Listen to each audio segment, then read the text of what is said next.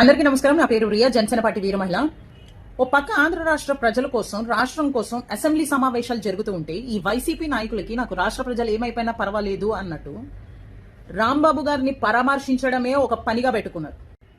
నాకు తెలియక అడుగుతాను, అసలు ప్రజల కోసం అసెంబ్లీకి రాడు, కానీ పరామర్శించడానికి 10 గంటలు రోడ్ షోలు చేస్తాడు. నిన్నగాక మొన్న బైర్రెడ్డి, ఈయనదో పరామర్శ. ఆ అసలు నాయకుడేమో పరామర్శించడానికి 10 గంటలు రోడ్ షో చేస్తే ఈయన వచ్చి అరగంట కామెడీ షో చేశాడు. బైర్రెడ్డి, నాకు తెలియక అడుగుతాను, రాంబాబుని అరెస్ట్ చేసింది అమరావతి ప్రజల కోసం పోరాటం చేస్తేనో లేకపోతే పోలవరం ప్రాజెక్టు కోసం పోరాటాలు చేసేస్తానో ఆయన జైలుకి వెళ్ళలా. రోడ్డెక్కి సాక్షాత్తు సీఎం సార్ని, ఒక రాష్ట్ర ముఖ్యమంత్రిని లకారాలతో మాట్లాడుతుంటే రోడ్డెక్కి రెంకలేస్తుంటే తీసుకెళ్లి జైల్లో పెట్టారు.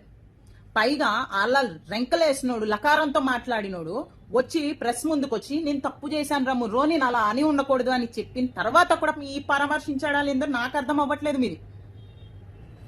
ఇంకోటి, బైర్రెడ్డి, ముఖ్యంగా నీకే ఏంది, పవన్ కళ్యాణ్ గారు కార్యకర్తల్ని పట్టించుకోలేదా? మా కార్యకర్తల దగ్గర నుంచి మా అధినాయకుడు పవన్ కళ్యాణ్ గారి వరకు, పవన్ కళ్యాణ్ గారి దగ్గర నుంచి కూటమి ప్రభుత్వం వరకు కూడా మా స్నేహాలు, మా పొత్తులు, మా పంపకాలు అన్ని సవ్యంగానే ఉన్నాయి. మాకు అదంతా మంచిగానే ఉంది. ఇకపోతే నీకదే. ఏం బైర్రెడ్డి, జగన్మోహన్ రెడ్డి సెక్యూరిటీ నిన్ను గేట్ దగ్గర కుక్కను కొట్టినట్టు కొట్టారు.